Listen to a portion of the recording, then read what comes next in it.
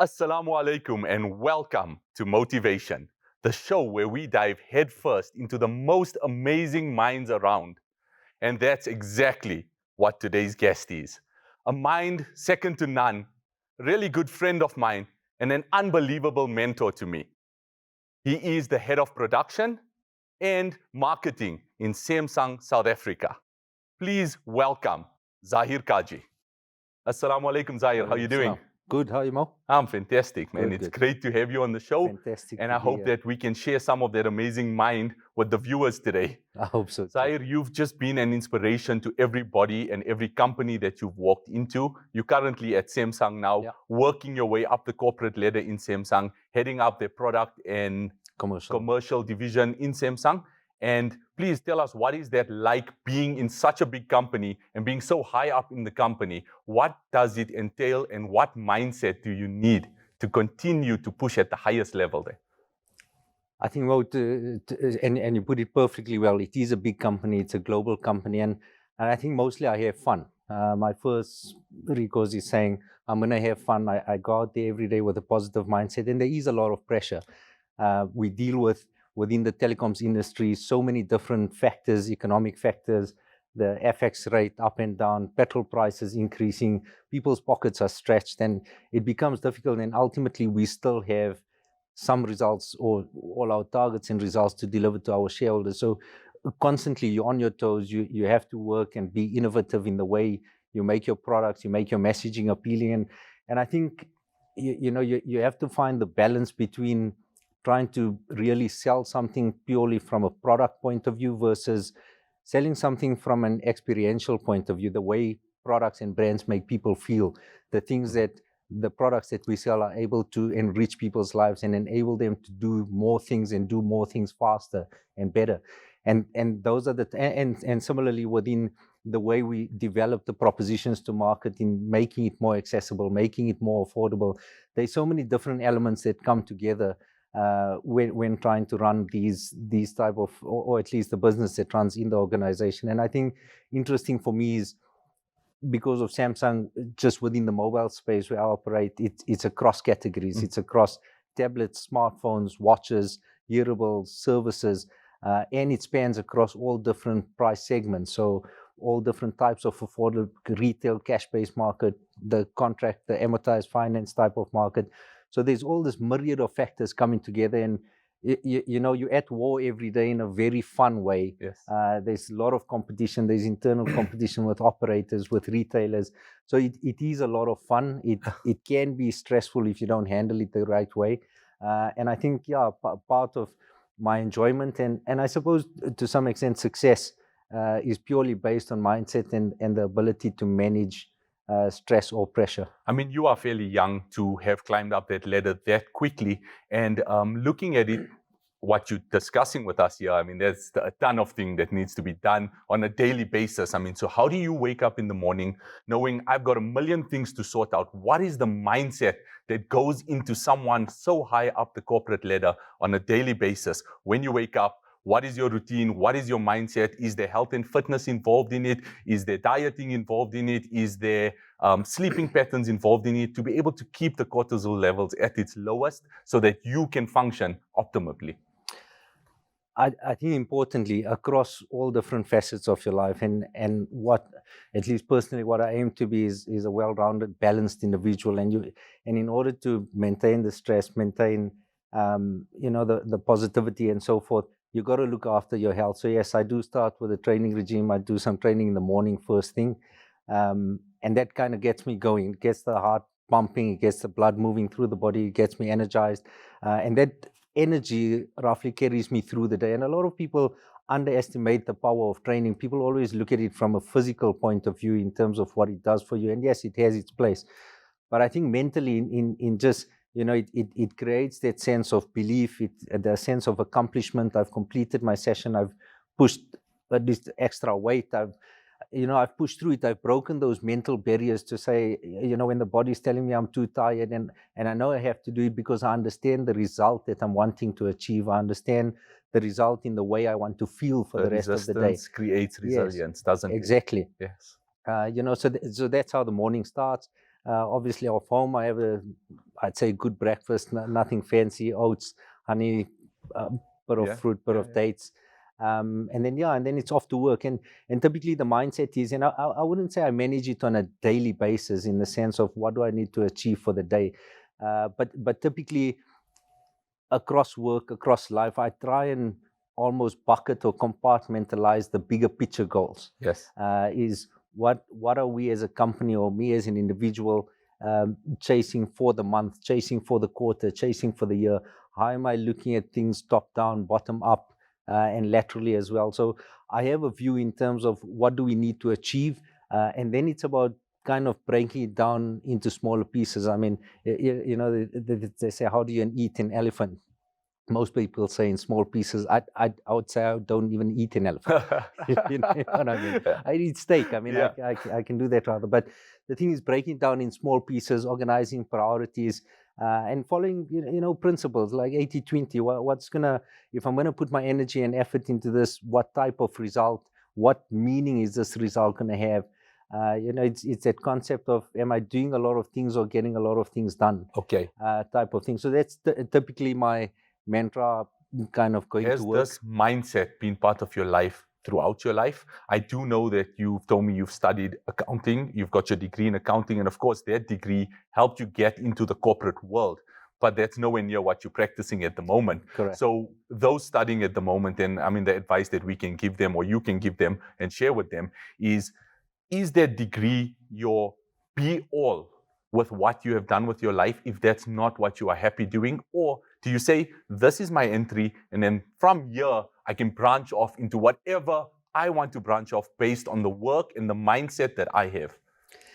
So coming out of a finance background, obviously at the time it seemed like the right thing to do. It was, become something, become accounting, become finance. And I went that route without a lot of consideration in terms of what I wanted to do. I never had a set career path in that sense. I never had a vision of saying I wanted to be a CEO or a CA or a doctor or anything. My life's always been kind of go with the flow. So I studied.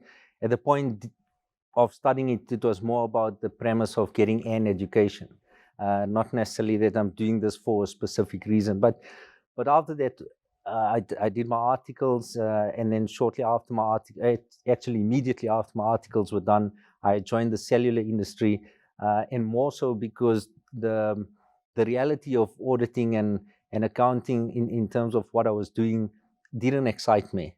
It was always something that you almost looking in the mirror, you're validating things that were done, things were treated and recorded correctly and timely and so forth.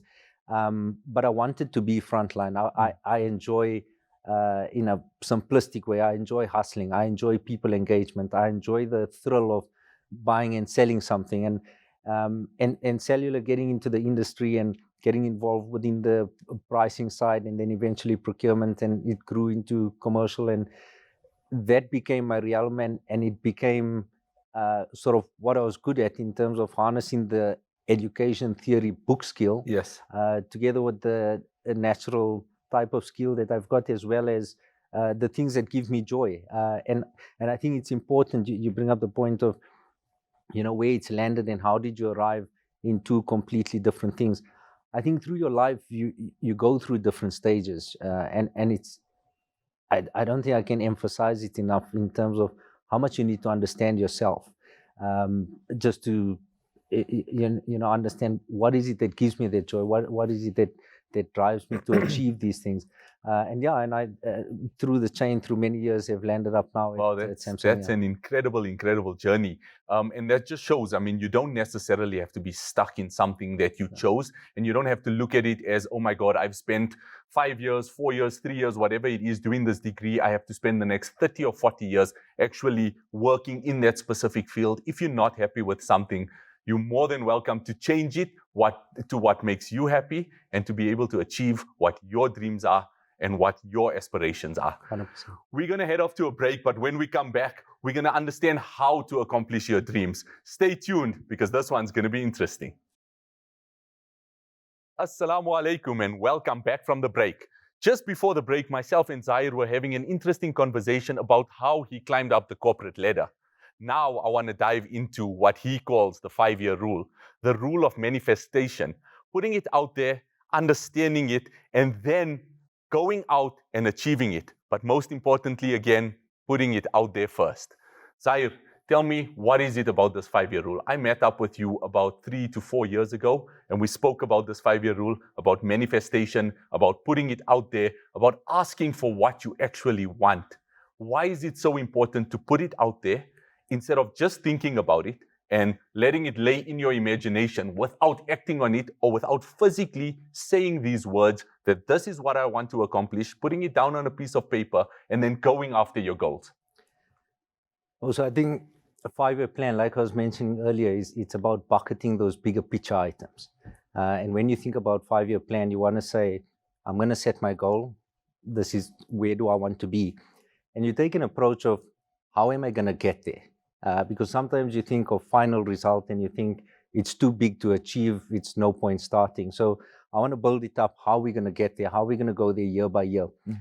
That would be the first part. The second part to it is, you talk about speaking about it, and there's two sides to it. The one is putting out the energy of it, putting out the thought of it, and engaging in people that can reciprocate this type of ideology helps manifest it into reality, one side to it. And the second part to it is when you start verbalizing thoughts, you generally take yourself through a practical or logical process. So if I'm saying, I want to achieve this, if I had a building, I'd want to have a medical center open up for rent. And as you start talking to it, you think, okay, I need this kind of size, I need these kind of, I would need an occupancy rate of X.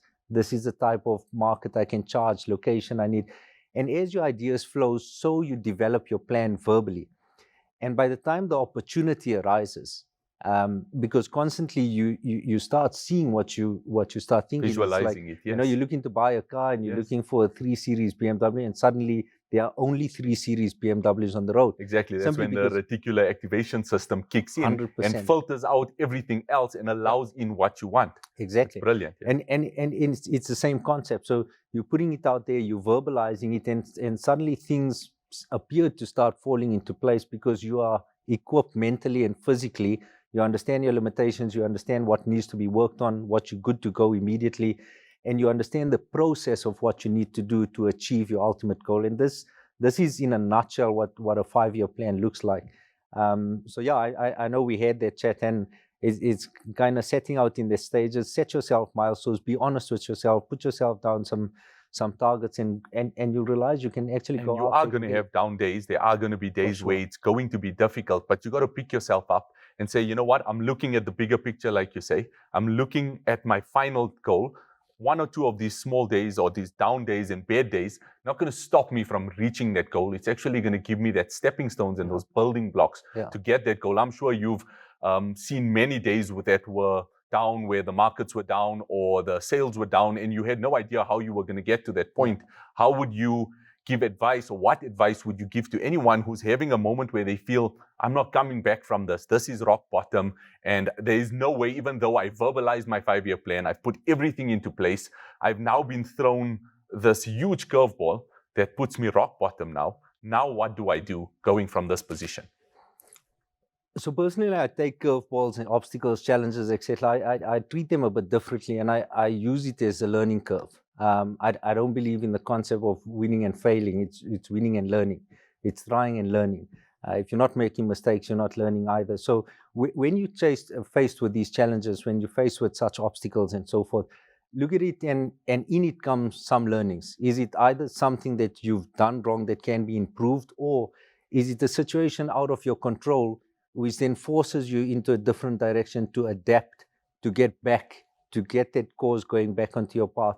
And you find that these sort of challenges, and that ultimately develops you, and you grow almost a bigger tolerance for these kind of obstacles. And over time, when you start finding a way to get through it, you know, with the mindset that this is what I'm going to do, and I have to find a way past this, as opposed to it's over for me. Yes. As you start accomplishing and breaking these barriers, you start having a greater sense of self-belief. And it gets to a point where you start believing there is nothing that's going to stop me. There is nothing that is going to get in my way, or anything that I can't get past or through.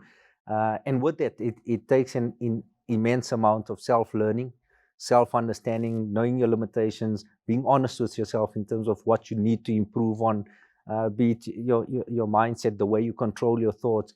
I mean, your brain is a supercomputer. I mean, Yes. you know this, right? So you got to keep telling it what you got to feed it the right sort of data and information to transpire through your body, your vision, your perception, and those kind of things. Like a simple example, I often joke with people, and you know, there's this thing of like knock before you enter, and I often joke with people and say, my kind of mantra before I leave my house, I knock. Yes. Before I leave my house, I knock before I enter the world. That's Ask the world, are you ready for me? Yes. Because I'm coming out here to achieve. I'm going to be the difference that makes a difference. That's kind of the mindset you kind of go out with. So things change over time, and yes, you will have obstacles, and obstacles are good. I mean, Newton's law of motion states that an object will remain in motion until acted upon by an opposing force. And in the same way, negativity will remain in motion until acted upon by the opposing force, which is positivity. So if you want to stop that negative mindset, be grateful, find gratitude, look for things to be positive with. So even in those down moments, you want to actually lift yourself up by looking around you, finding things to be grateful for, show some positivity in your life, and then get the ball of positivity rolling, because that will only be stopped when you put negativity in front of it. And I think if I hear you correctly, what you're saying here as well is this positive mindset is the only way to get forward in life. If you're going to hold yourself back and you sit with a victim mentality, we're going to be sitting thinking, why not me? Why me? Why me? Why me? Instead of saying, try me, try me, try me. Yes, exactly that. It's a brilliant way of thinking, and it's a brilliant way of setting goals. And of course, I mean, with the German, that you realize you set yourself a goal and you try and achieve that goal. And when that can roll over into everything else in your life, then of course, nothing is unattainable, nothing is unachievable. One major question that I want to ask you is hypothetical question. Say your post, it's your last day on earth many years from now, and you've accomplished everything you wanted to accomplish. Your post at Samsung, you've gotten higher up, and you've done whatever you want to, your 5-year plans, you've reached all your goals and that. But for some reason, hypothetically, you had to leave everything behind. Everything disappears. This interview, everything about your mindset disappears. You are left with only 3 things that you can leave the world. 3 pieces of advice. What would those 3 pieces of advice be? Wow. I'd say the first one, simple enough, stay calm. Okay. Stay calm in the sense of, stay calm in moments of success. So acknowledge the moment, be present and celebrate it, but stay calm. Stay calm in terms of failure as well. Understand, acknowledge this is a failure, but be calm. You get your most productivity and most logical thoughts and so forth coming out when you're calm. Second, I'd say invest in yourself. So investing in yourself in the sense of your mind, take on knowledge, even if it doesn't interest you, but you know, you learn to create different perceptions of what comes at you. You learn to interpret things. You start developing your EQ, which is a major contributor within today's business, within today's family and relationships. Learn to deal with people. Everybody can't be like you, and you can't be like everybody. Different people, you need different approaches to have the same outcome. But have it in a cordial way. So invest in yourself, understanding yourself, your depths, your lows, your highs, etc. And I'd say that the third one, of course, is have faith. Have faith in Allah. I mean, we constantly reminded of it, you know, but have it with the sense of the belief that He loves me, He looks after me.